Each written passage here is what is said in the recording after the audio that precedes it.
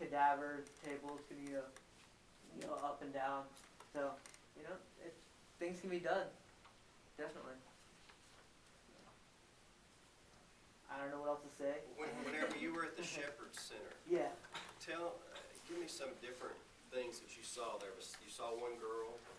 Saw one girl, besides yeah. texting. Anything else that stands out in your mind? One girl, yes, she was a full quadriplegic. Meaning she, at one point, what basically happened to her, something happened, I don't know, she somehow got distracted while she was driving and hit a curb, and she ended up flying, I think, over 12 feet out of the car, and,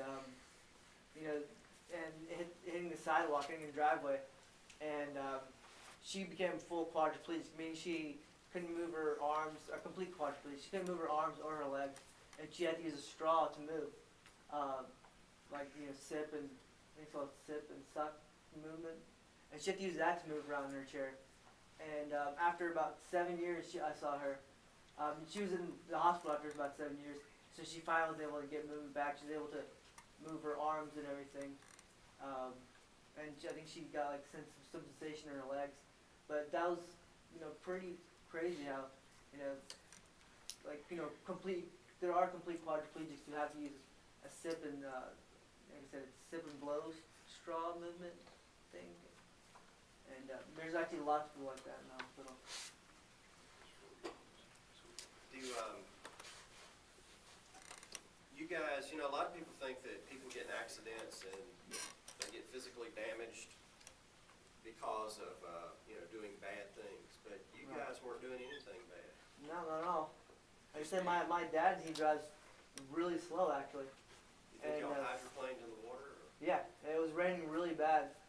And actually, on that same stretch of road, back in 2005, the year I graduated from high school, one of my best friends, her older brother, was actually driving on that road with his friends, and the car also hydroplaned and ended up getting hit by a semi, and all three of them died. So, on that same stretch, it's pretty crazy.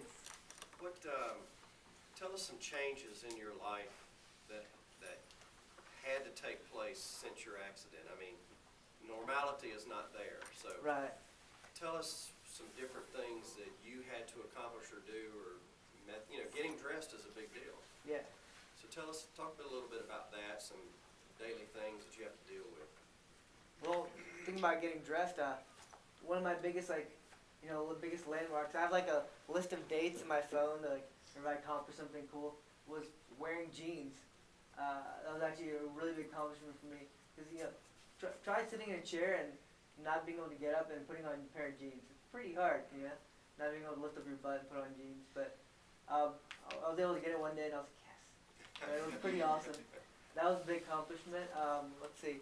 I stayed at home for a while, and now I, get out a lot. I wasn't able to move this arm for a while, and now I'm able to do a lot of things. I go to the gym, I lift weights. So those are two big things, and there's a lot of things you have to compensate for.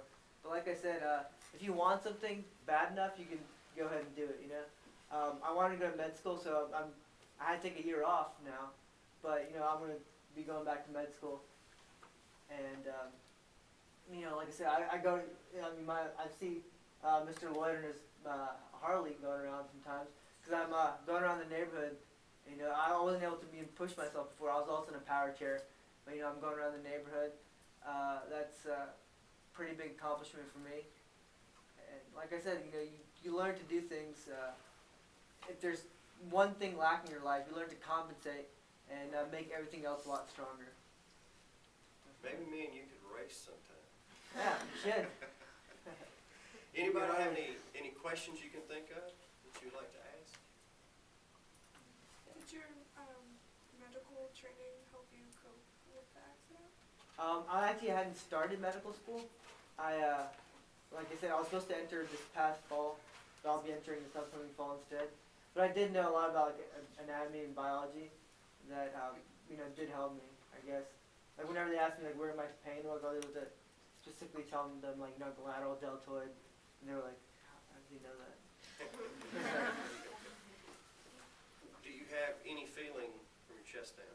No. I have no feeling from chest down. Like I said, you learn to compensate for certain things. Um, if I get a little headache, I know that something like below my level of injury is bothering me. Maybe my foot's like stretched in a weird way, and so then like my body will tell me like I'll get a little headache. So there's always ways to compensate for things, even in the physical sense like this. Your body. That's amazing. Now, Yeah. you can't feel your foot twisted wrongly, Yeah. but your brain has a signal that it Yeah. tells you something's not right. Yeah. Yeah. That's There's also something called autonomic dysreflexia, where if something happens below your injury line, that your body will just go crazy. You'll get a killer headache, your blood pressure will go up, and I'll get like a minor headache when something simple is going on. interesting. Anybody else have a question you might want to ask? So I have a question. Yeah. What do you want to specialize in, and has that decision changed at all because of the accident? Yes, it has. I want to be an ER physician. I really like the show ER, and I wanted to be an ER physician. But you have to do a lot of running around, reaching for things. So I decided, maybe not. I shouted at a neurologist's office, pediatric neurologist, before the accident, and it actually really appeals to me now. I liked it before, and now I like it even more because neurology, nerves, the way the brain works, that obviously appeals to me now because it affects me. So. That could also be a benefit working with patients. Oh yeah. If I were a patient, a neurology patient, Yeah. and you were going through and had gone through what you're going through, and I would totally believe you understood my predicament. Absolutely. So, and that could relate a whole lot there. Yeah. True. Anybody else have any questions? Now's your chance. I don't know how personal he'll get, but ask away. None? No one? Yeah, go ahead. What has nothing to do with you? What's that thing? That's actually someone gave it to me in the hospital. It's a flip video camera. One of my friends wanted to see what I was talking about, so yeah, I was recording this for them. It's really pretty. How long does it take you to get ready in the morning? Actually, not that long anymore. Probably less than most of you girls. So. Yeah, so it doesn't take that long at all. I'm able to transfer onto my chair really quickly. I'm able to change pretty quickly. It's not as quickly as I was able to do before, but it's pretty quick. So how do you put on your jeans? You do it by yourself? Yeah, I do it in bed now, Okay. which is a lot easier than doing it in the chair. I can do it in the chair, it just takes a little bit longer. Yeah, go. How long did it take you to get removing your right arm? After about 2.5 months, I was laying in bed, and my cell phone wire was up there. I didn't even think about it. I just reached up and grabbed it, and I was freaking out. Obviously, laying in bed, when you reach up, it's a lot. So you don't use as much strength, but it was still an accomplishment. It took me a good while, several months. Like I said, it took me 2.5 months to do that, and then for a while I was the only one to lift it this high, and even now I do shoulder presses at the gym, and my right arm fails 2 or 3 repetitions before my left.